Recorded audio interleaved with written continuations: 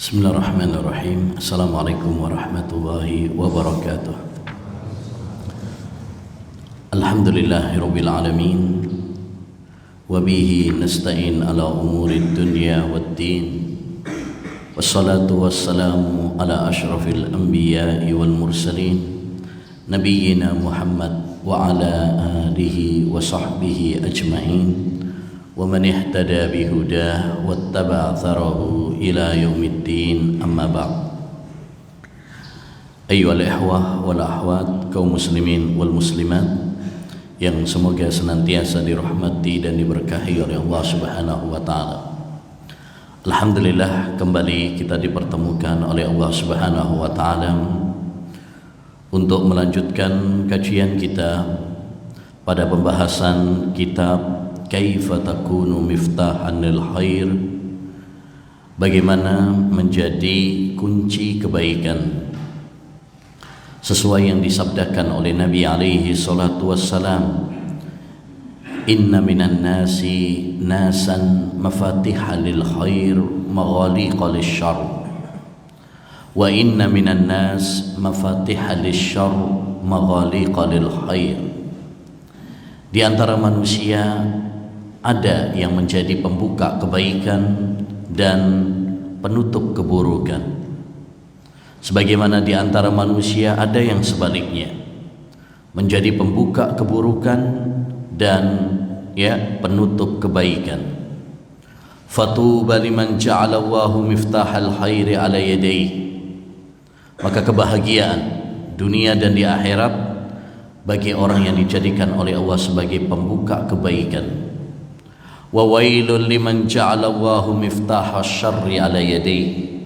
Dan kecelakaan dunia akhirat bagi orang-orang yang dijadikan oleh Allah sebagai kunci pembuka keburukan. Dari hadis ini kemudian penulis, yaitu Syekh Abdul Razak bin Abdul Muhsin Al-Abbad, memberikan kepada kita kiat-kiat bagaimana agar kita menjadi kunci pembuka kebaikan yang didoakan oleh Nabi dengan kebahagiaan dunia dan di akhirat. Ada beberapa kunci yang telah kita bahas dan insyaallah ta'ala nanti kita akan lanjutkan. Yang pertama adalah Allah Subhanahu wa ta'ala, dialah sebaik-baik pembuka. Oleh karenanya di antara nama Allah yaitu apa? Al-Fattah, sebagaimana dalam surat Al-A'raf ayat 89 dan dalam surat Saba ayat 26. Jadi langkah yang pertama yang harus kita fahami bahwa Allah lah pembuka segala kebaikan. Oleh karenanya kalau kita ingin untuk menjadi pembuka kebaikan, mintalah kepada Allah SWT, memohonlah kepada Allah Subhanahu wa ta'ala. Yang kedua, di antara kiat agar kita menjadi kunci pembuka kebaikan adalah mentauhidkan Allah Subhanahu wa ta'ala.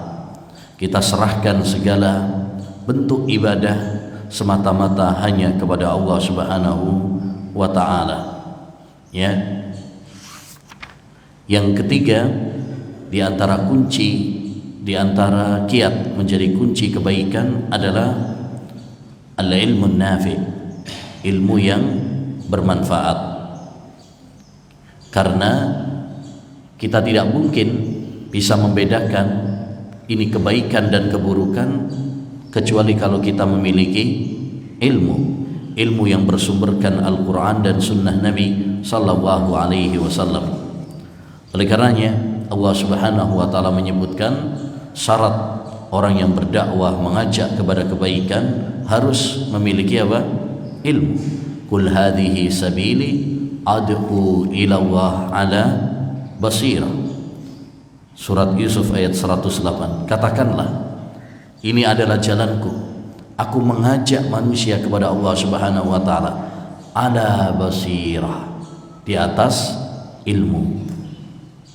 Kemudian yang keempat, di antara kiat menjadi kunci pembuka kebaikan adalah melaksanakan kewajiban-kewajiban agama seperti sholat, puasa, zakat, haji, dan lain sebagainya. Siapa yang melaksanakan perintah-perintah Allah Subhanahu wa ta'ala, terutama apa yang Allah Subhanahu wa ta'ala wajibkan, maka Allah Subhanahu wa ta'ala akan menjadikannya sebagai pembuka kunci kebaikan, kunci pembuka kebaikan. Yang kelima, di antara kiat juga agar menjadi kunci pembuka kebaikan adalah menjauhi dosa-dosa. Menjauhi dosa-dosa. Karena dosa-dosa inilah yang akan memberatkan langkah kita untuk menjadi kunci pembuka kebaikan. Dosa-dosalah yang akan menjadi penghalang kita dari kebaikan-kebaikan. Oleh karenanya, kalau kita ingin menjadi kunci pembuka kebaikan, tinggalkan dosa-dosa. Taib yang keenam adalah doa. Doa adalah kunci semua kebaikan. Kalau kita ingin menjadi kunci pembuka kebaikan, maka berdoalah kepada Allah Subhanahu wa ta'ala dengan penuh harapan, dengan bersungguh-sungguh, dengan penuh optimisme, keyakinan, minta kepada Allah Subhanahu wa ta'ala, karena hanya Allah yang memudahkan segala langkah kebaikan. Kita tidak mungkin melakukan amal-amal kebajikan tanpa kemudahan dari Allah Subhanahu wa ta'ala. Baik, itu 6 kunci yang sudah kita bahas pada pertemuan sebelumnya. Insyaallah ta'ala kita akan lanjutkan pada kesempatan yang berbarokah ini. Selanjutnya kata beliau, bismillahirrahmanirrahim, al-amrus sabi', yang ke-7 di antara kiat menjadi kunci pembuka kebaikan, tajannubu mawaridil fitani wasyubuhat wal hadari minha, menjauhi tempat-tempat fitnah dan syubhat serta mewaspadainya. Jadi hendaknya bagi kita untuk menjauhi dan mewaspadai tempat-tempat yang berpotensi fitnah dan syubhat, kerancuan-kerancuan. Nabi SAW pernah bersabda, inna sa'ida laman junnibal fitan. Orang yang berbahagia adalah orang yang dijauhkan dari fitnah-fitnah. Kalau kita ingin bahagia, jauhi fitnah, jangan malah mendekat. Demikian juga syubhat-syubhat. Dan ini banyak sekali syubhat-syubhat pada zaman kita sekarang, terutama yang ada di media sosial. Hendaknya bagi kita untuk menghindarinya, menjauhinya. Jangan malah coba-coba untuk mendengarkan. Nabi SAW bersabda tentang Dajjal di akhir zaman, man sami'a bid-dajjal falyan'an. Siapa yang mendengar tentang Dajjal, maka hendaknya dia nanti menjauh. Karena bisa jadi ketika dia mendekatinya, dia nanti malah tertipu dengannya, karena fitnahnya yang sangat dahsyat. Dari sini kemudian diambil dalil oleh para ulama rahimahumullah ta'ala, jangan kita dengarkan syubhat atau ustadz-ustadz syubhat atau fitnah-fitnah, jauhi, jangan malah mendekati. Ini poin penting ayyuhal ikhwah, terutama pada zaman kita sekarang, di mana banyak fitnah-fitnah, banyak syubhat-syubhat. Hendaknya bagi kita untuk menjauhi fitnah-fitnah. Itu akan lebih selamat. Ketika Nabi SAW ditanya oleh sahabat Uqbah bin Amir, man najah, wahai Rasulullah, apa kunci keselamatan itu? Apa kata Nabi SAW? Ya, amsik alaika lisanak, tahan lisanmu. Ya, wal yasa'ka baitu, dan tinggal di rumahmu aja. Maksudnya nggak usah keluar. Ya, wabki ala khati'atik, dan tangisilah dosa-dosamu. Ini 3 kunci keselamatan dari fitnah, dari syubhat. Apa kata Nabi? Tahan lisan, menetaplah di rumah, dan tangisi dosa. Yang menarik di sini adalah menetaplah di rumah, nggak usah ikut-ikutan. Ya, ketika ada fitnah-fitnah di luar, nggak usah ikut-ikutan. Ada demo, ada kudeta, ada tawuran, nggak usah ikut-ikutan. Ya, karena semua itu adalah fitnah-fitnah, dan kita diwajibkan untuk menjauhi, bukan malah ikut-ikutan. Makanya orang semakin jauh dari fitnah, orang semakin jauh dari syubhat, semakin bagus. Kata Nabi SAW, nanti akan terjadi fitnah-fitnah. Orang yang berdiri, ya, orang yang duduk lebih baik daripada yang berdiri. Yang berdiri lebih baik daripada yang berjalan. Artinya, semakin kita itu jauh dari fitnah, itu akan lebih selamat bagi kita. Ya, maka ini penting, poin penting sekali. Ya, jauhi fitnah-fitnah. Ya, jangan sibukkan diri kita dengan fitnah, berkecimpung dalam fitnah. Demikian juga syubhat-syubhat, karena hati ini apa? Lemah. Sebagian ikhwan kadang menyibukkan diri dengan mendengarkan syubhat-syubhat atau ustadz-ustadz syubhat. Alasannya pengen nyaring katanya. Nanti tak saring. Nggak tahu nih saringannya bolong. Akhirnya yang masuk apa? Syubhat. Ya, syubhat kalau sudah masuk sulit lagi keluar. Iya juga ya. Nah, bahaya. Makanya para ulama salaf dahulu mengingatkan kepada kita, jangan duduk-duduk dengan ahlul bid'ah. Jangan mendengarkan, ya, ucapan-ucapan ahlul bid'ah. Kenapa? Karena khawatirnya syubhat tersebut, ya, nempel di dalam hati kita, kemudian nggak bisa keluar. Kata Imam Adz-Dzahabi rahimahullahu ta'ala, setelah membawakan beberapa ucapan salaf yang mengingatkan kepada kita dari duduk-duduk dengan ahlul bid'ah, mendengarkan ucapan-ucapan mereka, beliau mengatakan apa? Aksarus salafi ala hadha, mayoritas ulama salaf mengingatkan akan hal ini. Karena kata beliau, li'annal quluba dha'ifah wasyubhat ta'ah, karena hati itu lemah, sedangkan syubhat kencang menerpa. Syubhat itu kencang dan hati itu lemah. Ya, sayangi hati kita, sayangi agama kita. Daripada antum sibuk dengarkan ucapan-ucapan ahlul bid'ah, ahli syubhat, mendingan antum sibukkan dengan ilmu yang bermanfaat. Masih banyak ilmu-ilmu yang belum kita pelajari. Masih banyak, ya, kitab-kitab para ulama yang belum kita baca. Ngapain kita habiskan waktu kita untuk membaca, ya, syubhat-syubhat? Jadi sayangi diri kita, sayangi agama kita, sayangi hati kita. Ya. Dan camkan baik-baik perkataan Syekhul Islam Taimiyah rahimahullahu ta'ala tatkala beliau menasihati muridnya, yaitu Imam Ibnul Qayyim rahimahullah. Beliau pernah mengatakan, la taj'al qalbaka kassafinjah, jangan jadikan hatimu itu seperti spon. Ya, ada air langsung diserap. Jangan jadikan hatimu seperti spon. Setiap ada syubhat yang lewat langsung diserap. Walakin ij'al qalbaka kazzujajah, tetapi jadikan hatimu seperti kaca.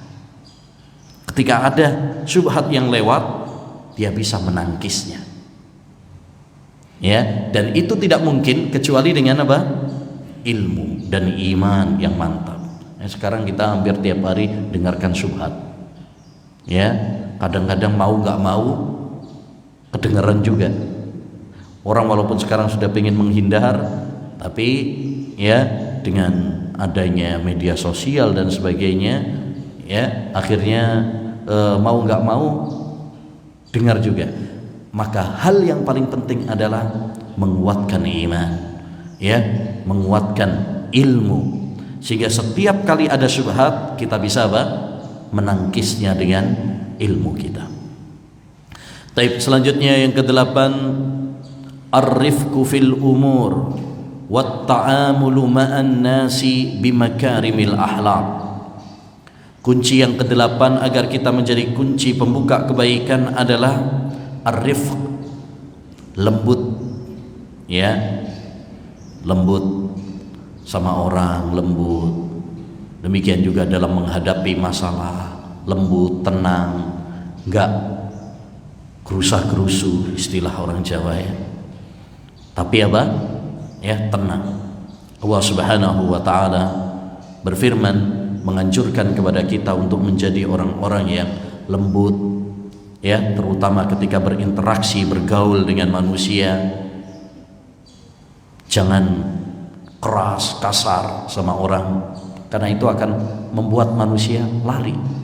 Kita kalau pengen menjadi pembuka kebaikan, ya berarti harus lembut sama orang, baik sama orang, ya, berakhlak mulia sama orang. Karena akhlak bisa membuka pintu hati, ya, yang ada pada manusia. Karena secara naluri manusia itu senangnya sama orang yang lembut, sama yang berakhlak mulia. Bersama orang kasar, keras, ya, belum apa-apa udah tertutup duluan pintunya. Allah Subhanahu wa taala berfirman dalam surat Ali Imran ayat 159, "Fabima rahmatin minallah linta lahum walau kunta faddan ghalidhal qalbi lam faddu min hawlik." Dengan rahmat Allah Subhanahu wa taala hendaknya kamu berlemah lembut sama mereka. Adapun apabila kamu pengis, kasar sama orang, lam faddu min haulik, mereka akan bubar darimu, kabur dari kamu. Artinya kalau kita itu dalam berinteraksi dengan masyarakat, ya, baik, ramah, lembut, insya Allah, ya, masyarakat pun akan menerima kita, menerima dakwah kita, menerima ajakan kita. Tapi kalau kitanya kasar, keras, bengis, mereka akan kabur dari kita, bubar dari kita, nggak mau sama kita. Dan itu sudah fitrah manusia, senang sama kelembutan, senang sama akhlak yang baik. Apalagi kita orang Indonesia. Orang Indonesia itu dikenal lembut, kalem, ya, akhlaknya baik, ya. Dan sejarah mencatat bahwa Islam masuk ke Indonesia ini bukan dengan perang, bukan dengan pedang, tetapi dengan sentuhan akhlak yang mulia dari para pedagang, ya, pedagang saat itu, ya, yang masuk ke Indonesia dengan akhlak yang mulia, sehingga banyak masyarakat kita yang tertarik, ya, banyak masyarakat kita yang tertarik. Intinya, kalau kita ingin menjadi kunci pembuka kebaikan, maka kiat yang paling penting adalah bagaimana? Akhlak yang mulia. Banyak sejarah mencatat orang menerima Islam, orang menerima dakwah sunnah karena akhlak yang mulia, karena kelembutan para penyerunya. Oleh karena itu hal yang sangat penting ketika kita mengajak manusia kepada kebaikan, ya, mengajak mereka kepada kebaikan, berdakwah kepada Allah Subhanahu wa taala, hal yang paling penting adalah kelembutan.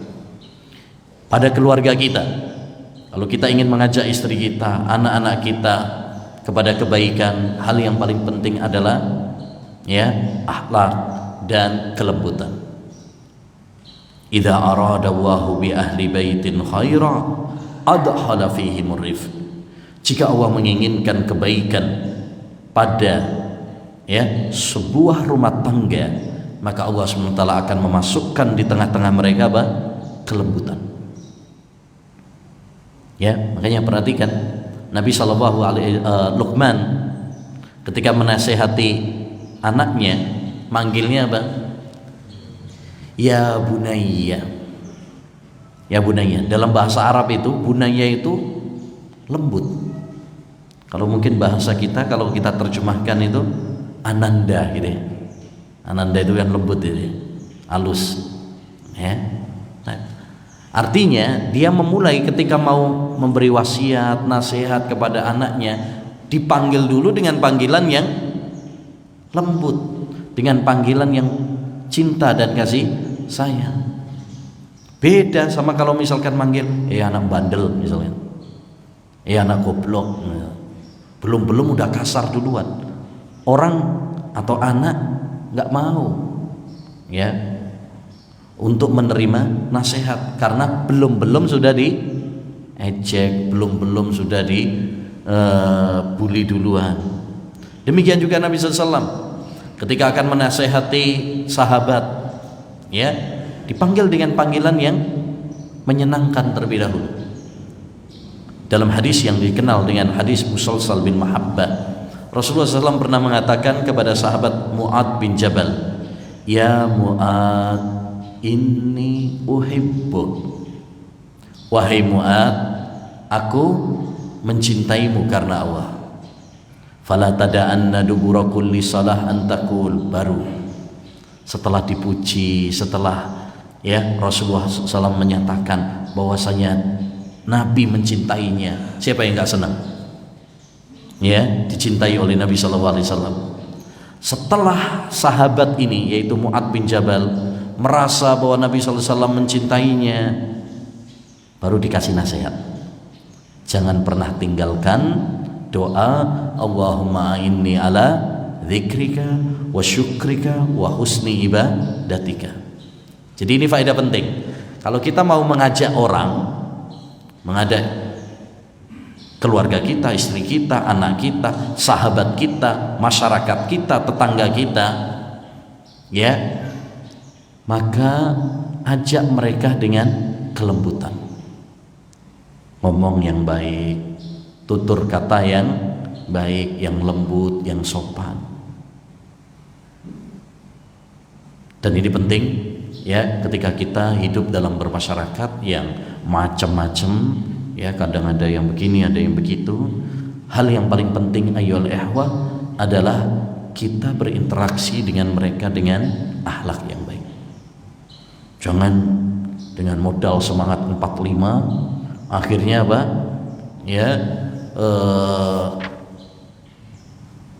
Malah menimbulkan sekat. Terkadang sebagian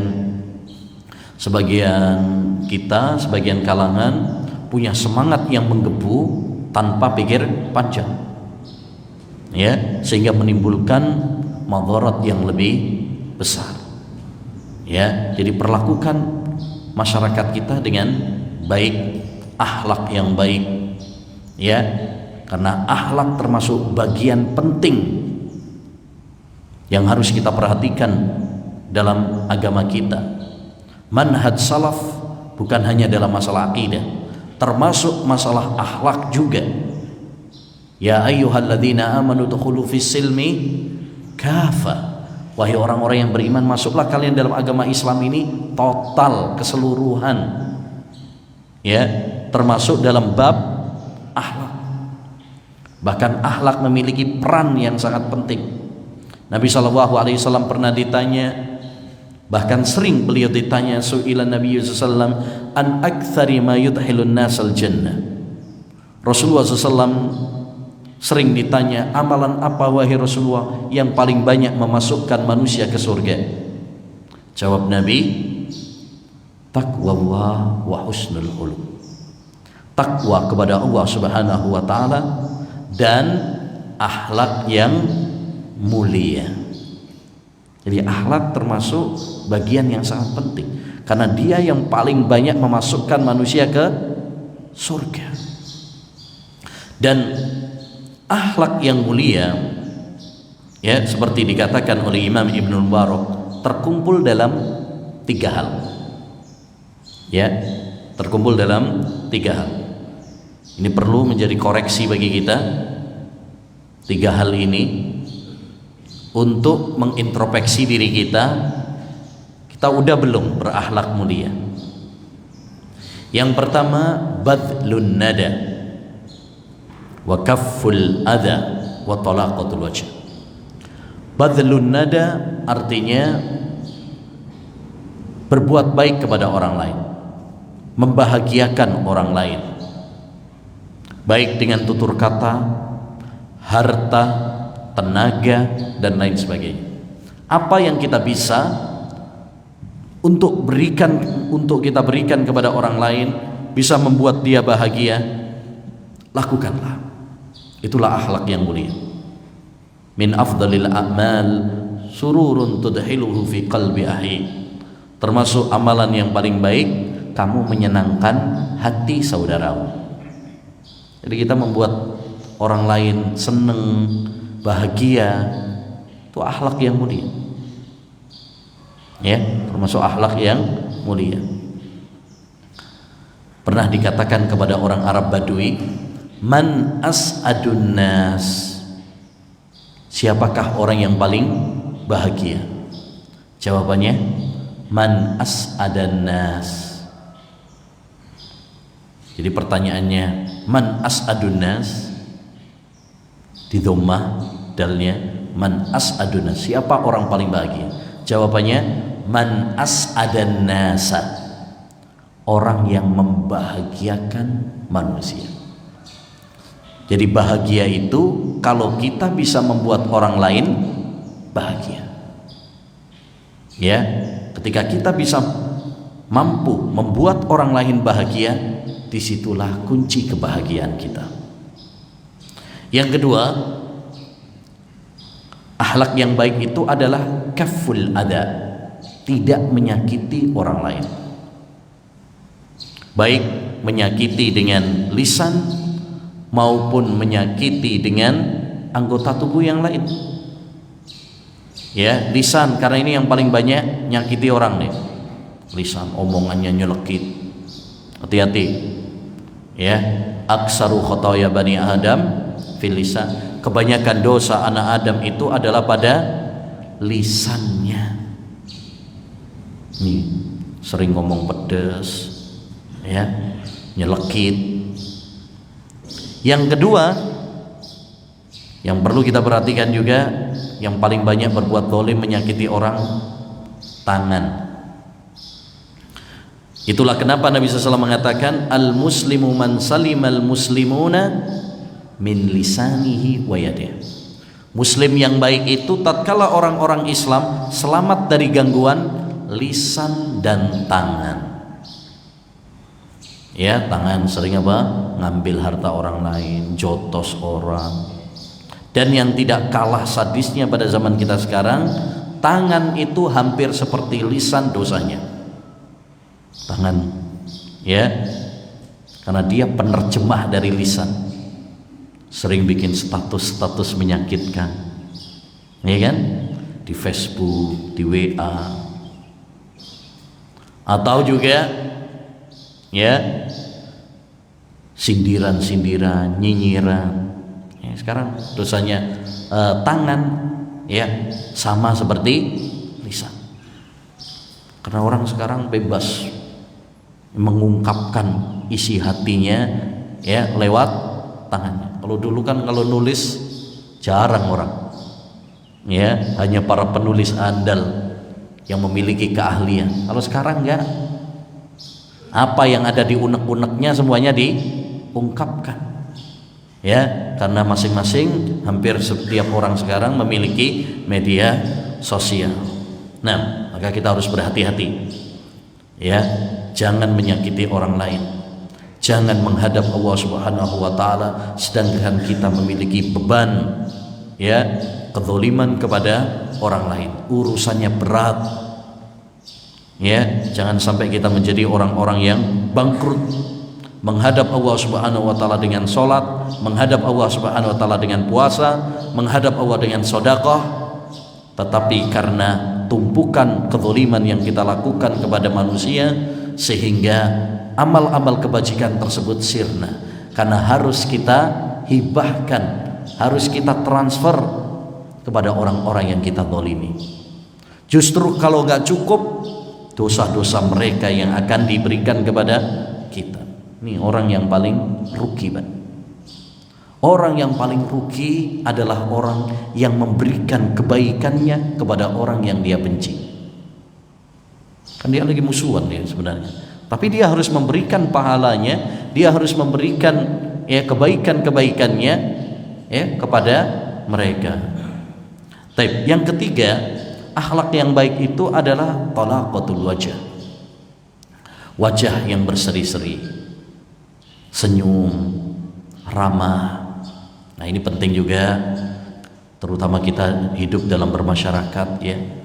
Ketika kita ketemu sama masyarakat, tetangga dan sebagainya, jangan lupa untuk senyum, ramah. Tabassumu kali ahi kalaka sedekah. Senyummu kepada saudaramu adalah sedekah. Ya.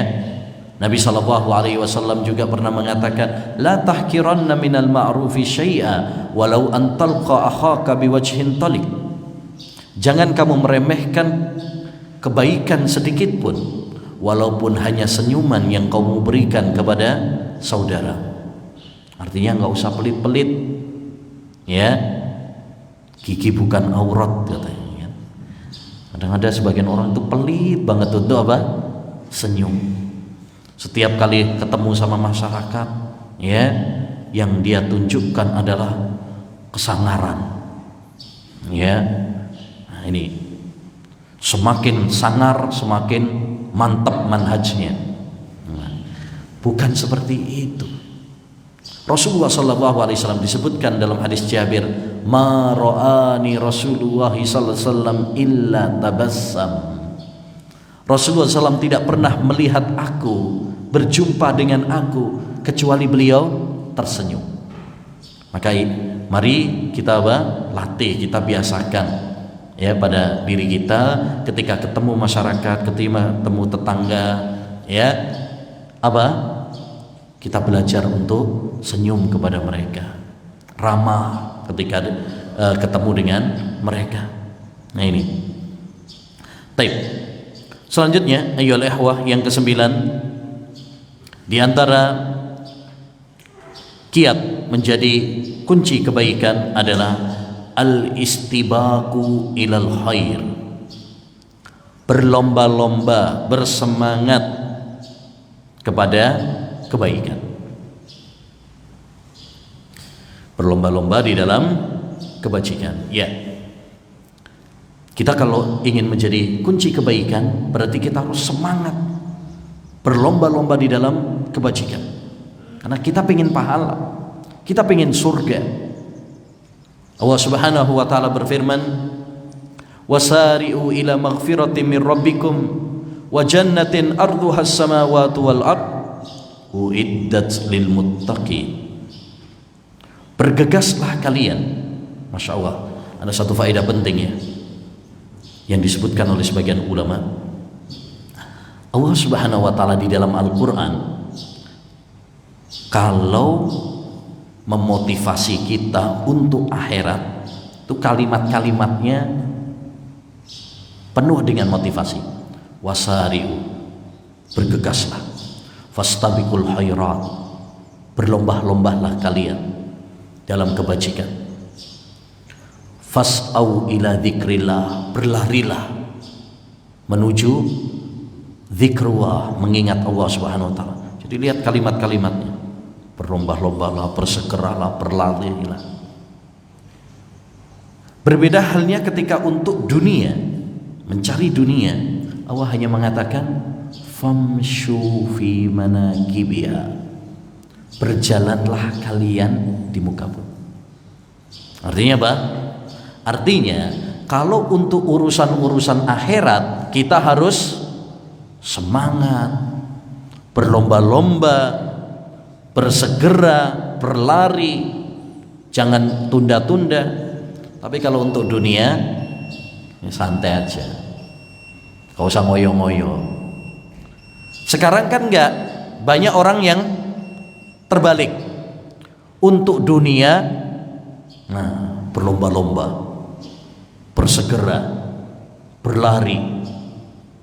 Ya, banyak orang masuknya ngantor jam 7, setelah subuh sudah pada berangkat. Takut kalau apa? Ya, terlambat. Takut kalau dimarahin sama atasannya. Takut kalau disunat gajinya. Tapi kenapa untuk akhirat kita tidak bisa seperti itu? Dipanggil hayya 'alas shalah. Ya, saksi ya. Jadi ayo ikhwah, harusnya kita punya semangat untuk amal saleh, untuk amal-amal kebajikan, melebihi semangat kita untuk dunia. Karena inilah perdagangan yang sesungguhnya. Perdagangan yang sesungguhnya adalah perdagangan akhirat. Ya, perdagangan ya meraih surga Allah Subhanahu wa taala, bukan perdagangan dunia. Karena perdagangan dunia ini fana, hina. Ya, perdagangan yang sesungguhnya adalah perdagangan bersama Allah dengan amal saleh. Baik, jadi intinya Allah SWT mengatakan apa tadi? Wasari'u ila maghfiratin, bergegaslah menuju ampunan Allah.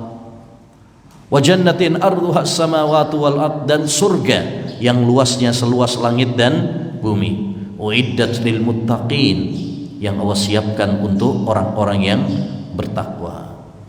Ya, dalam ayat ini Allah Subhanahu wa taala menganjurkan kepada kita untuk berlomba-lomba di dalam kebajikan, bersegera di dalam kebaikan. Ya, oleh karenanya persaingan yang sesungguhnya adalah persaingan dalam akhirat. Seorang ulama ussalaf mengatakan, idza ra'aita rajulan yunafisuka bid dunya fanafishu fil akhirah. Kalau kamu melihat seseorang yang menyaingimu dalam masalah dunia, saingi dia dalam masalah akhirat. Karena persaingan sesungguhnya bukan saingan dalam masalah dunia. Sekarang kan enggak, tetangganya bangun rumah panas, gak gelem kalah, bangun juga. Ya, tetangganya beli mobil baru, yes, akhirnya apa? Panas.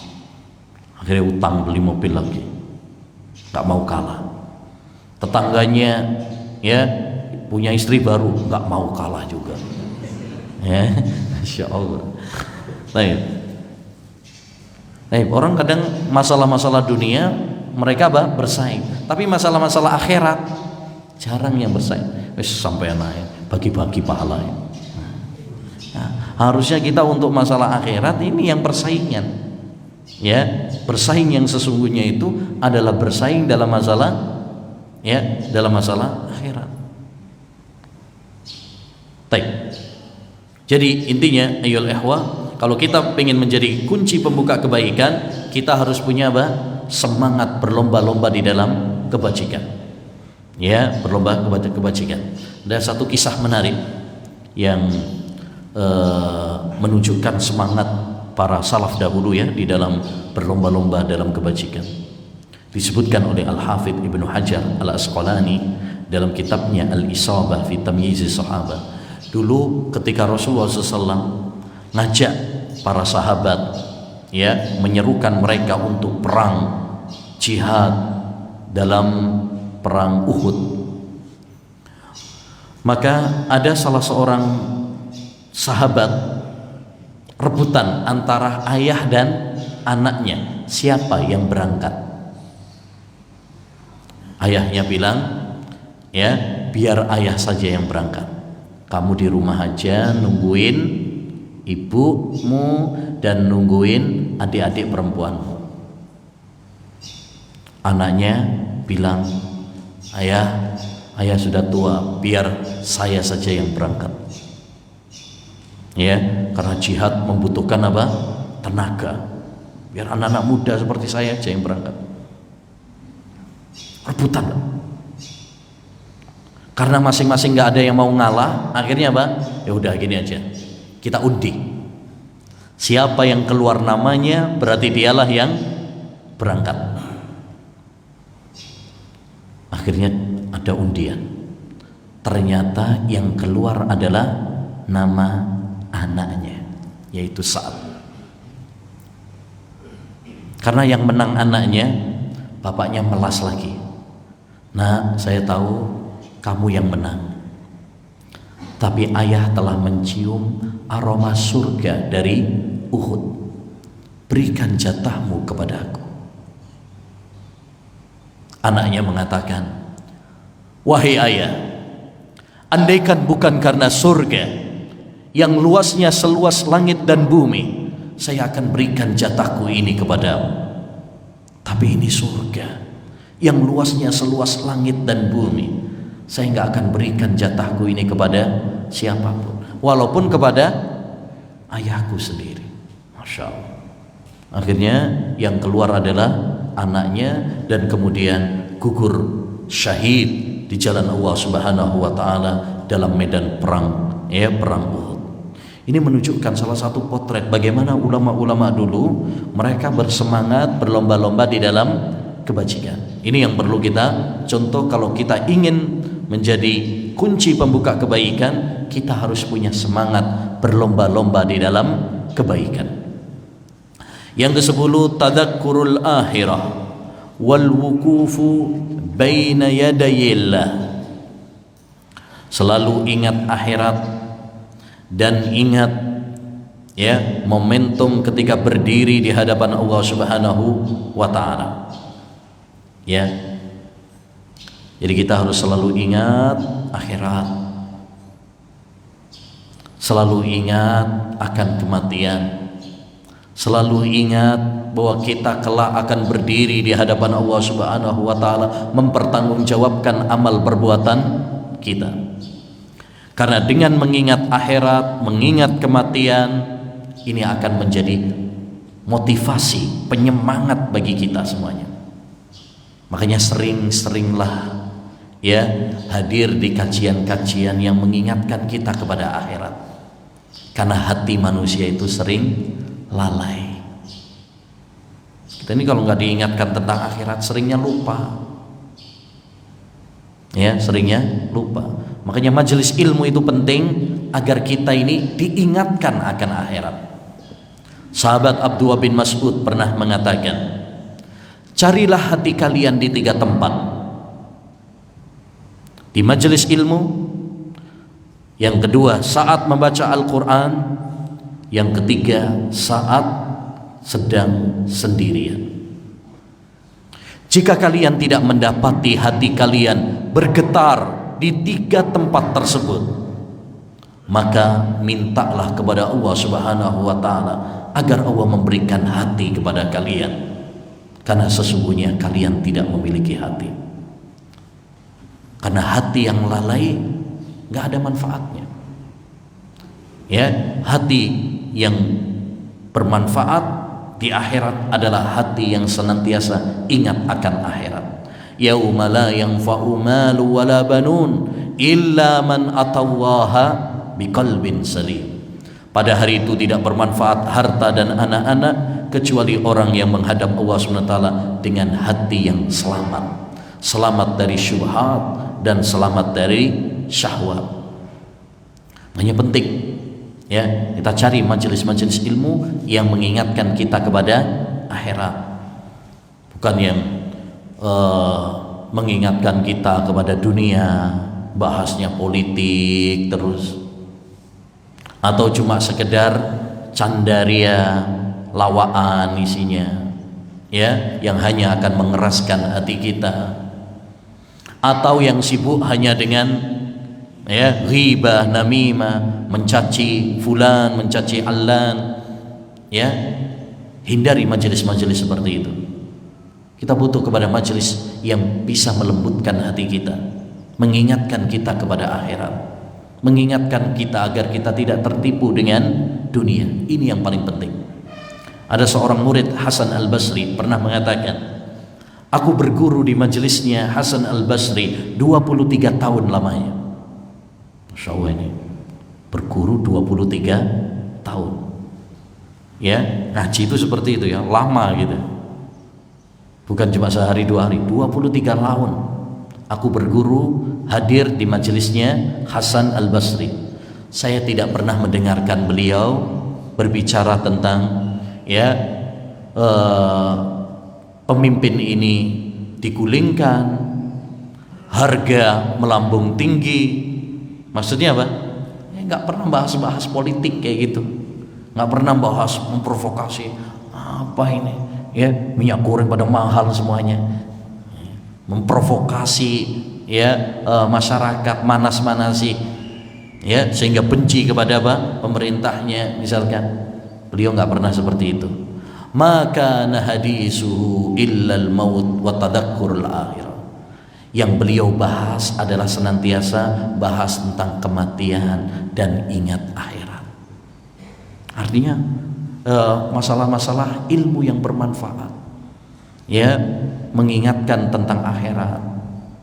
Karena inilah orang-orang yang cerdas. Orang yang cerdas itu kata Nabi SAW adalah orang yang aksaruhum dzikran lil maut wa ahsanuhum isti'dadan lima ba'da. Kata Nabi ketika ditanya, ayyul mu'minina aqyas, wahai Rasulullah, siapa orang beriman yang paling cerdas itu? Ya, kata Nabi, aktsaruhum dzikran lil maut wa ahsanuhum isti'dadan lima ba'da. Orang yang paling cerdas itu orang yang sering ingat akhirat dan semangat mempersiapkan perbekalannya untuk setelah kematian. Ini orang yang cerdas. Nabi nggak mengatakan orang paling cerdas itu orang yang sekolahnya sampai ke luar negeri, yang titelnya, gelarnya ya mentereng, yang minumnya susu bendera, misalkan. Enggak. Nabi mengatakan apa? Orang paling cerdas itu orang yang sering ingat akhirat, sering ingat kematian, dan dia mempersiapkan perbekalannya untuk setelah kematian. Walaupun mungkin dia nggak lulus SD, walaupun mungkin dia nggak punya gelar yang mentereng, ya, tapi kalau dia ya semangat beribadah, selalu ingat akhirat, ini orang yang cerdas. Kenapa orang seperti ini orang yang cerdas? Karena berarti dia mengutamakan yang kekal dan abadi dan tidak tertipu dengan yang hina dan fana. Adapun orang-orang yang selalu ingat dunia, lupa akan akhirat, berarti dia mementingkan yang fana, yang hina. Ya, Nabi SAW pernah membuat perbandingan dunia dengan akhirat itu seperti seorang yang mencelupkan tangannya ke lautan, kemudian dia menariknya. Perhatikan berapa tetes air yang nempel di jarinya. Paling setetes dua tetes. Inilah dunia, setetes dua tetes itu. Adapun hamparan lautan yang begitu luas, itu adalah contoh surga Allah Subhanahu wa taala, kenikmatan di akhirat. Maka orang yang cerdas adalah orang yang mementingkan hamparan lautan yang luas, tidak tertipu dengan setetes dua tetes. Dan orang yang bodoh adalah orang yang hanya tertipu setetes dua tetes dan dia melalaikan hamparan lautan yang begitu luas.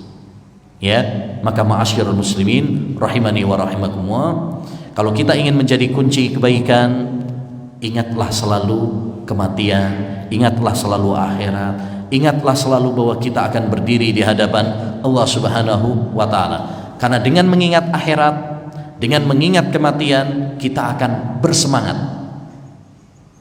Ya, Al-Imamul Qurtubi dalam kitabnya At-Tadhkirah menyebutkan 3 hikmah kenapa kita dianjurkan ingat kematian dan ingat akhirat.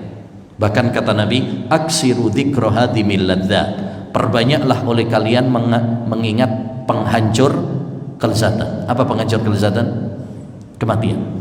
Kata beliau, ada 3 hikmah kenapa kita dianjurkan mengingat kematian dan akhirat. 1, agar kita lebih bersemangat dalam beramal soleh.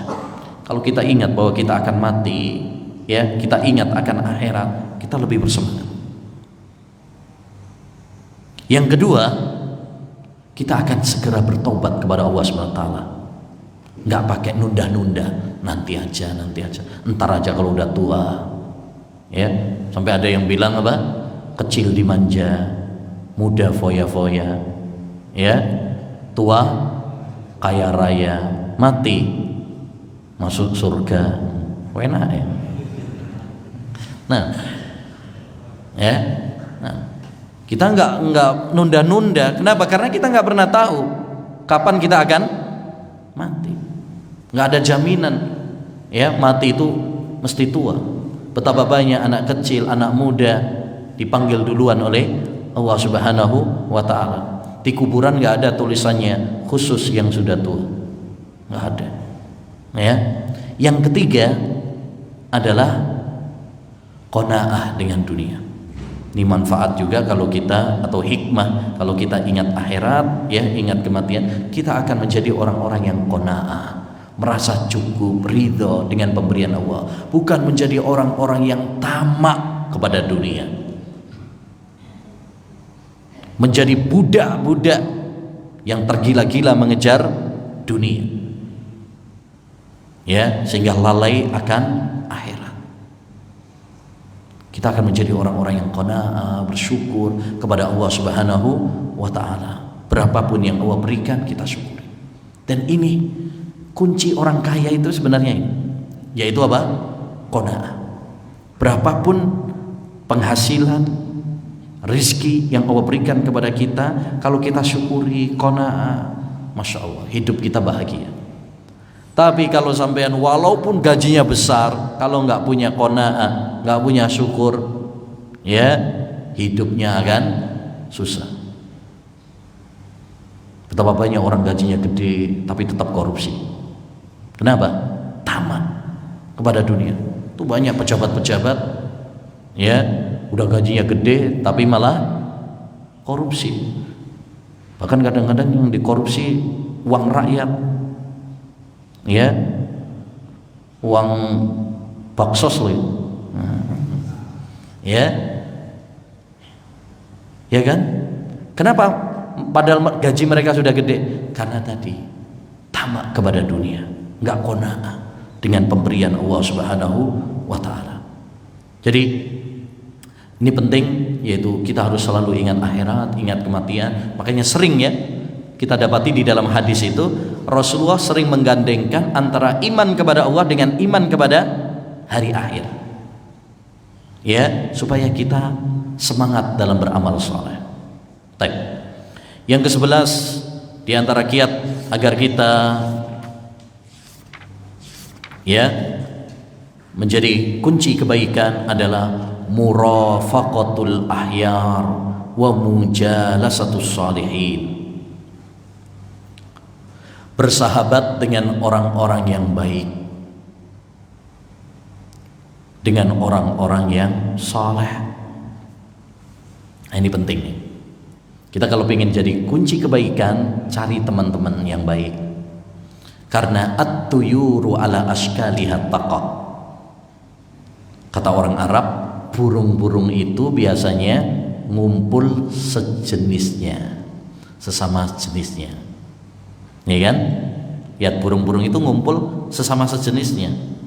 Burung gagak ya sama burung gagak. Ya. Ya kan? Gitu. Nggak ada atau jarang kita temui burung ngumpul sama satu burung hantu sama burung elang gitu misalkan, jarang, ya, ngumpul sejenisnya. Artinya apa?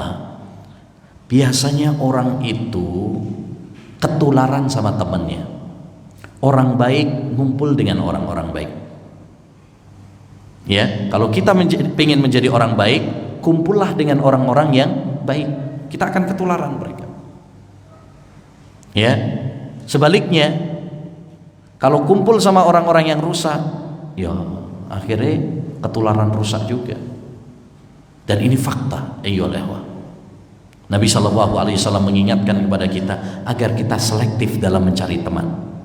Kata beliau, al-mar'u ala dini khalilih falyandur ahadukum man yukhalil. Seorang itu berdasarkan agama temannya, maka perhatikanlah dengan siapa dia berteman. Karena pengaruh teman ini luar biasa. Kita kalau punya teman-teman yang baik, punya semangat misalkan, ketularan Pak, ketularan. Dia Masya Allah, lihat dia semangat sedekah, semangat kalau ada acara dia semangat, ya ada program-program kebaikan dia semangat. Kita akhirnya apa? Ketularan juga, Insya Allah semangat juga. Tapi kalau ya kumpulnya sama orang-orang yang rusak, ya rusak juga. Ya, buah-buahan itu, lihat buah-buahan itu, kalau dia sudah ada yang busuk salah satunya, maka yang samping-sampingnya juga ketularan busuk juga, nular, ya nular. Kalau kita berteman sama orang-orang yang pemikirannya rusak misalkan, ya orang-orang yang berpaham khawarij, yang suka mengkafirkan kaum muslimin, menghalalkan darah kaum muslimin, ya mengkudeta para pemerintah, ya wes, nanti kita diajari ngerakit bom ya. Kalau kita berteman dengan orang-orang yang maaf misalkan ya narkoba misalkan, yes, ditawari dari agen ya. Kalau kita berteman dengan orang-orang yang suka kembah dukun, ya, dikai jimat dan seterusnya. Sebaliknya kalau kita berteman dengan orang-orang yang suka ke kajian-kajian, kita akan diajak. Termasuk dalam hal ini yang saya ingatkan juga adalah apa? Media sosial. Cari teman-teman yang baik. Kalau antum masuk di grup misalkan, karena kan ada grup ya, banyak grup WhatsApp gitu ya. Pastikan grup itu orang-orang yang baik. Ya, isinya adalah yang baik. Kalau grupnya baik, menambah iman antum, menambah ilmu antum, informasi yang bermanfaat, bagus. Ada informasi kajian nih, nah, ya kan? Tapi kalau grupnya grup yang rusak, ya wes, subhat tok malah. Ya, ini yang dia share adalah video-video subhat, artikel-artikel subhat, ya, dan lain sebagainya. Maka pastikan kalau kita berteman, teman yang baik. Karena orang itu lemah, hati itu lemah. Ya, jujur saja, kita kalau berteman sama orang yang baik, kita akan ketularan baik. Ya, kalau temannya suka bahas bisnis misalkan, ya kita pun semangat jadi pebisnis. Kalau temannya bahas kajian, ya kita semangat untuk kajian. Ya, temennya suka bahas kuliner, semangat ya bahas makanan. Ya, semangat bahas apa? Nikah lagi. Ya wes. Kan tergantung dengan siapa berteman gitu loh. Ya, karena hati itu lemah. Sampai dikompori terus, dipanasi terus, suwi-suwi ya nekat ya. Nah,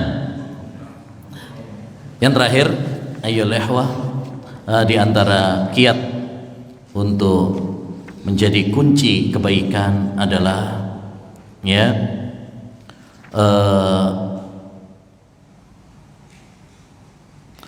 al-hirsu ala nasril khair, semangat untuk menyebarkan kebaikan. Semangat untuk menyebarkan kebaikan. Jadi kita harus punya semangat untuk menjadi orang yang berbarokah, orang yang bermanfaat. Khairun nas anfa'uhum linnas. Sebaik-baik manusia adalah yang memberikan manfaat kepada orang lain.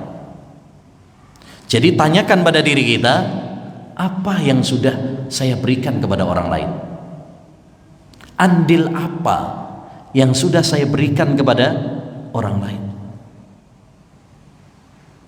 Ya, dan orang itu potensinya beda-beda. Ini perhatikan ya. Potensi orang untuk melakukan kebaikan itu beda-beda.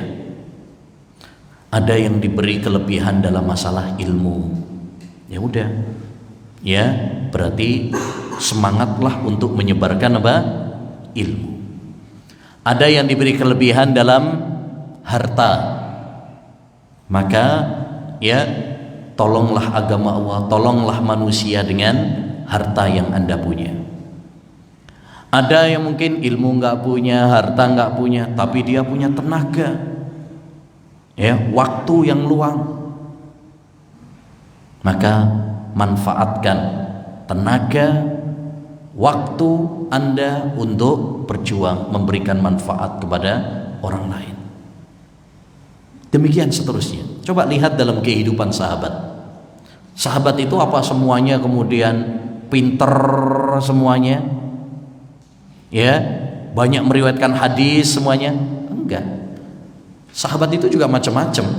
Ada yang banyak meriwayatkan hadis seperti Abu Hurairah, Ibnu Abbas, ya, Aisyah, sahabat Jabir, Anas bin Malik. Mereka sebarkan, mereka sibukkan diri mereka untuk menyebarkan ilmu.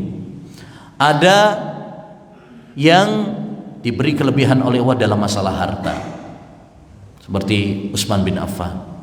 Mungkin hadisnya nggak sebanyak Abu Hurairah, Ibnu Abbas, enggak. Tapi dia punya kelebihan dalam masalah apa? Harta. Abdurrahman bin Auf, ada hadis-hadisnya, tapi nggak sebanyak Abu Hurairah, Ibnu Abbas dan sebagainya. Ya, dia punya kelebihan di mana? Di harta. Ada yang memiliki kelebihan dalam syair, seperti Hasan ibn Thabit, penyair Rasulullah SAW. Ada yang memiliki kelebihan dalam masalah strategi perang, seperti Khalid bin Walid. Ya mungkin hadis jarang kita dengar ada hadis dari Khalid bin Walid gitu ya, jarang. Ya, atau harta, beliau bukan juga orang yang kaya, tapi beliau punya keahlian. Keahliannya apa? Dalam masalah strategi perang, pinter. Makanya sering ditunjuk sebagai panglima, ya, komandan perang.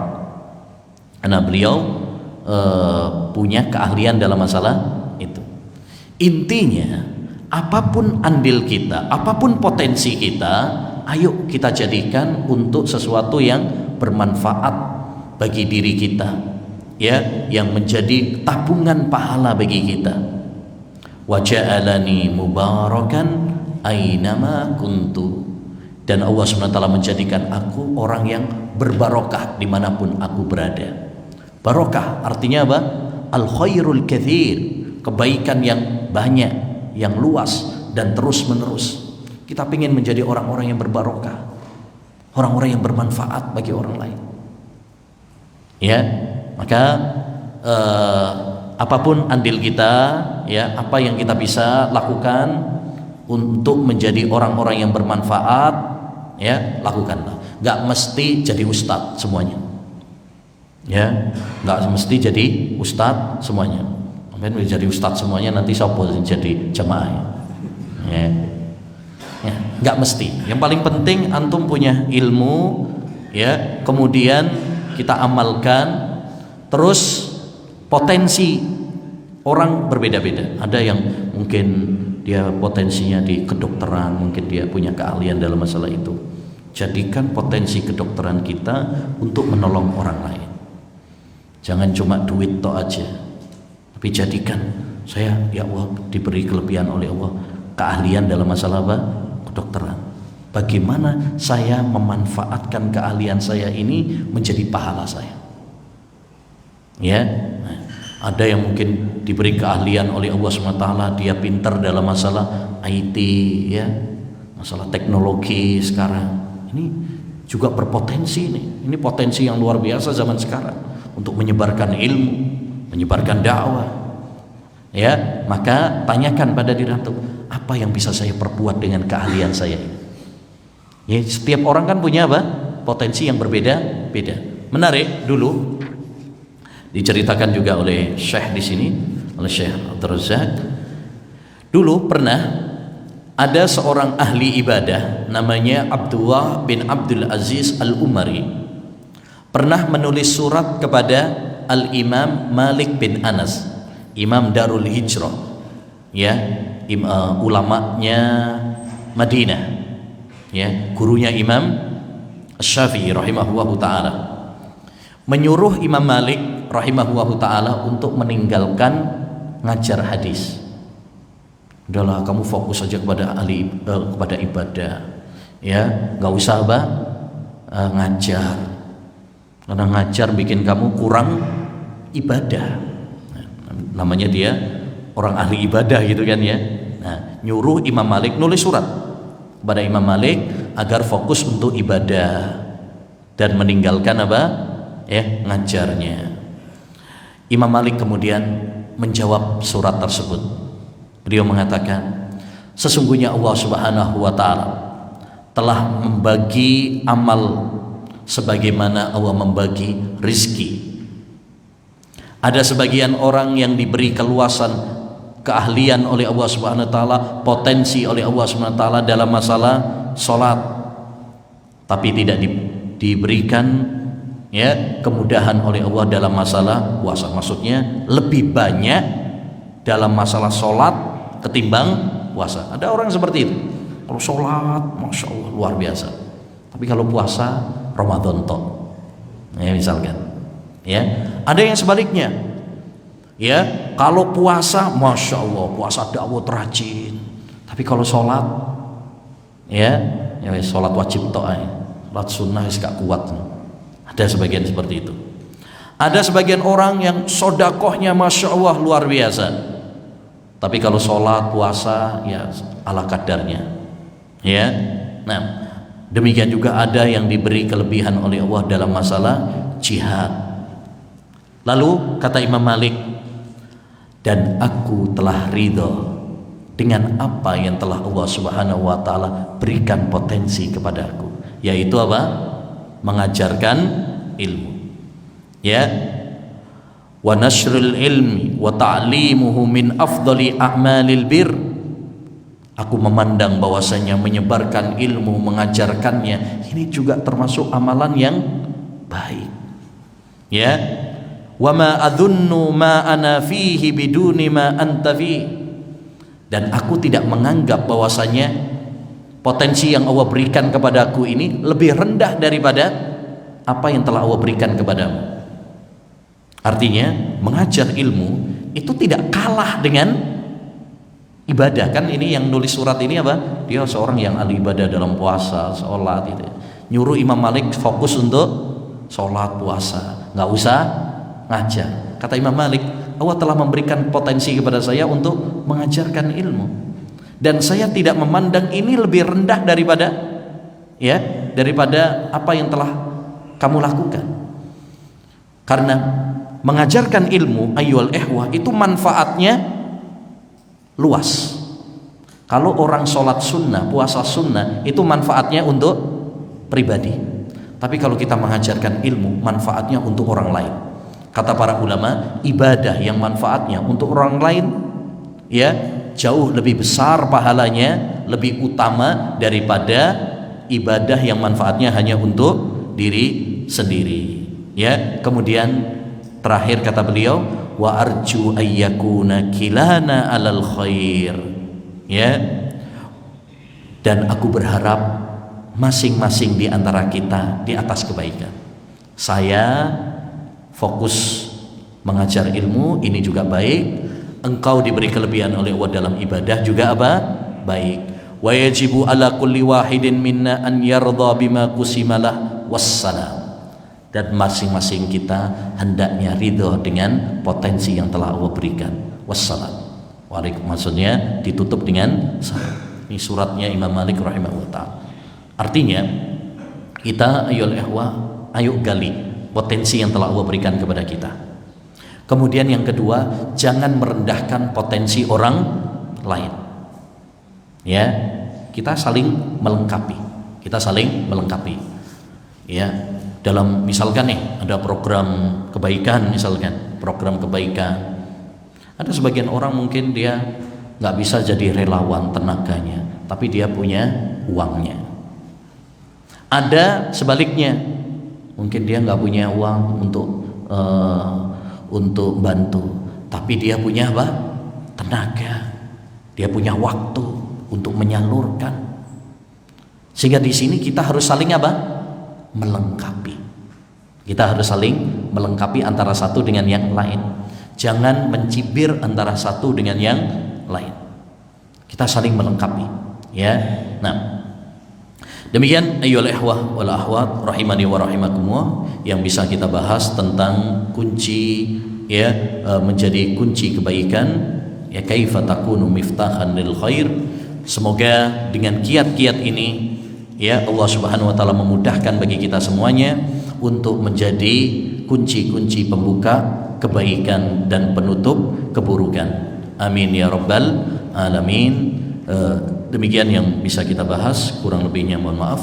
Wassallallahu wasallam ala nabiyina Muhammad wa ala alihi wa sahbihi ajmain. Assalamualaikum warahmatullahi wabarakatuh.